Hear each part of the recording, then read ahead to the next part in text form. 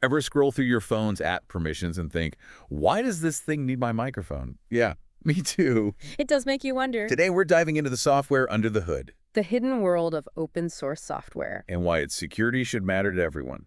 We've got two seriously cool companies on deck, both backed by some major Silicon Valley players working on solutions straight out of sci-fi. And what's fascinating is how these companies highlight this tension in tech.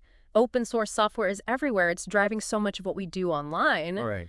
But that popularity also makes it a massive target for hackers. Okay, so back up for a sec. For those of us who don't speak fluent code, what does a software supply chain attack even look like?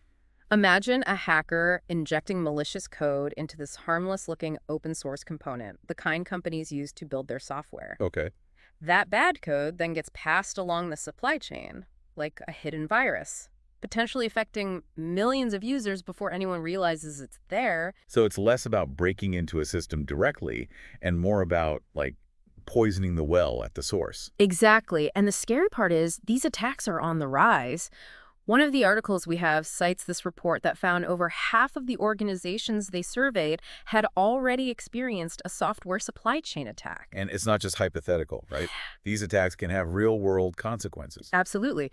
Remember that massive SolarWinds hack a few years back? Yeah. That exploited vulnerabilities in open source software, impacting thousands of organizations, including government agencies. Okay, now I'm starting to sweat a little. The articles mentioned something like 88% of companies see this as a major risk. Which makes sense. Yeah. When you consider how much we use open source software.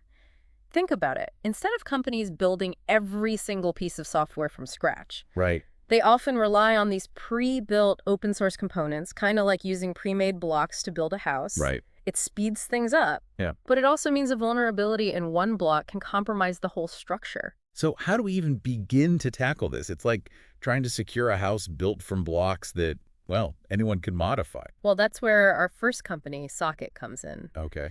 They're using AI to essentially create a security system for your code. Hold on. AI that can spot a security flaw just by reading lines of code. How does that even work? It's actually pretty ingenious. Socket has this platform that scans your code base using these advanced AI models. Some were even developed by companies like Anthropic and OpenAI. Okay, those are some serious AI heavyweights. But what exactly is Socket looking for? Like, how does it know what's a problem? They're trained to detect all sorts of red flags. Okay. From obvious things like malicious backdoors, hidden code, Yeah. to more subtle vulnerabilities, things like risky dependencies or components that are outdated and might have security holes. So it's like having an AI watchdog, just sniffing out trouble before it even has a chance to cause problems. Exactly. And this is where it gets really interesting because Socket integrates with these powerful AI APIs, so it can do more than just flag potential issues. Right. It can actually analyze the vulnerabilities, assess how bad they could be, and even give developers recommendations for fixing them, like summaries. So it's not just pointing out problems, it's actually helping to solve them. You got it. And this is a game changer for developers because instead of manually combing through lines of code, they can focus on what they do best, Which is, building great software. and I'm guessing this kind of peace of mind is worth a lot to companies, right? Absolutely. And Socket's client list is a testament to that. We're talking big names like Anthropic, Figma, Vercel, even one of the largest banks in the US is a customer. Wow, they are not messing around. Yep. This isn't just some niche tech thing, it's impacting major players across different industries. Precisely. And it gets even more interesting when you consider who else they're working with.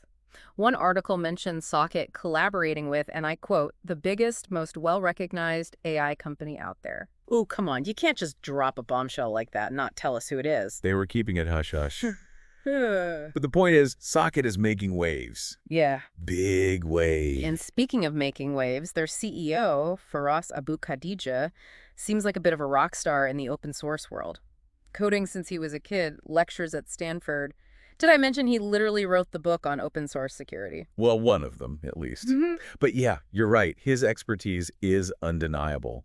And in one of the articles, he calls this moment in tech a pivotal one for open source, especially with AI becoming so central. Which makes me wonder, if open source is a foundation and AI is this powerful new tool, what does that mean for the future of work itself? That, my friend, is the million-dollar question. Right. And it's something our next company, CrewAi, is tackling head-on. While Socket is all about keeping our code safe, CrewAi wants to help us use that code more effectively. Okay, so less digital security guard, more like AI assistant. Tell me more. Exactly. They're using AI to automate tasks, freeing us up to focus on more creative and strategic work. But it's not about replacing jobs, it's about fundamentally changing how we work. And that's where things get really interesting. Okay, so CrewAi is using AI to automate tasks. Sounds great, but haven't we heard this before? Every few years is, robots are gonna take our jobs.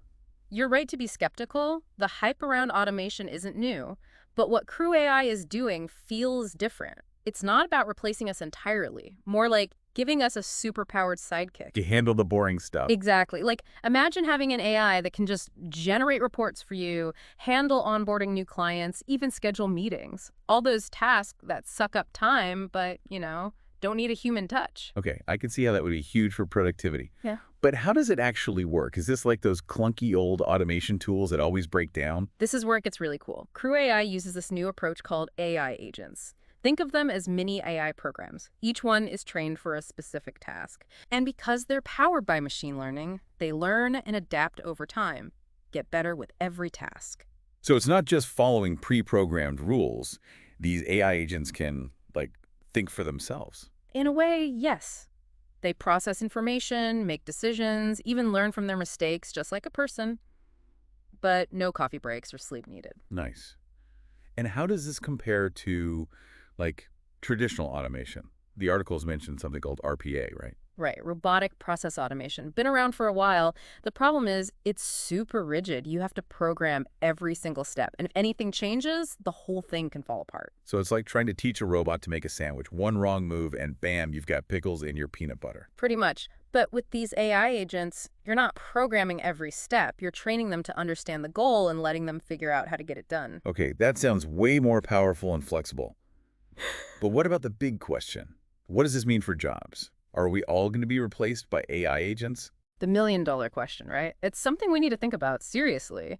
But I think the answer is more nuanced than just robots taking over. So it's not necessarily an either-ever situation. Exactly. Instead of AI replacing us, what if we start thinking about it as augmenting what we do, freeing us from the mundane so we can focus on things that require, creativity, critical thinking, human connection. I like the sound of that. So instead of fearing the robot revolution, maybe we should embrace the robot renaissance. Precisely. That's what's so exciting about companies like CrewAI. They're not just building cool tech, they're asking big questions about how to create a better future of work. So we've gone from securing the open source foundation to automating tasks with AI. Feels like we're talking about a fundamental shift in how software is built and used. It's like we're moving from this world where software was hidden and complex to something more accessible, more user-friendly. Dare I say, fun. More powerful, that's for sure. Yeah. And that brings us back to the big question, what does all this mean for us? Right. The humans behind the keyboards? Exactly. Because, let's be honest, as cool as AI is, there's always that little voice whispering, is it gonna take my job? It's a valid concern, a conversation we can't shy away from. But I think it's important to remember technology has always disrupted jobs. True. I mean, I'm old enough to remember when ATMs were going to replace bank tellers. Exactly. And yet here we are. Work changed, but it didn't disappear. Right. And the same will be true with AI. So instead of asking, will AI take our jobs? Maybe we should be asking, how can we prepare for the jobs AI will create? Now you're thinking, because those jobs will emerge. Roles we can't even imagine will become essential. We'll need new skills, new ways of thinking. So should we all learn to code? Become AI whisperers or something? Coding's great, but I think the real key is adaptability. Being able to learn quickly, think critically, solve problems creatively. So more than just technical skills. Yeah, it's about being human. Okay. Because AI is a tool. It's up to us to decide how we use it, what kind of future we want. Wow. Deep thoughts for a Tuesday. You've given us a lot to think about today. What stood out to you the most? For me, it's the speed of everything. It seems like every day there's some new AI breakthrough. The potential is limitless, but with great power comes responsibility. Absolutely. It's like we're holding the keys to a whole new world, and it's up to us to decide where we want to go. Maybe that's the biggest takeaway. We're not just watching this happen. We're active participants. The choices we make today, they shape the world of tomorrow. And on that note, I'm curious, do you think AI will ultimately create more jobs than it displaces? Something to ponder? Until next time.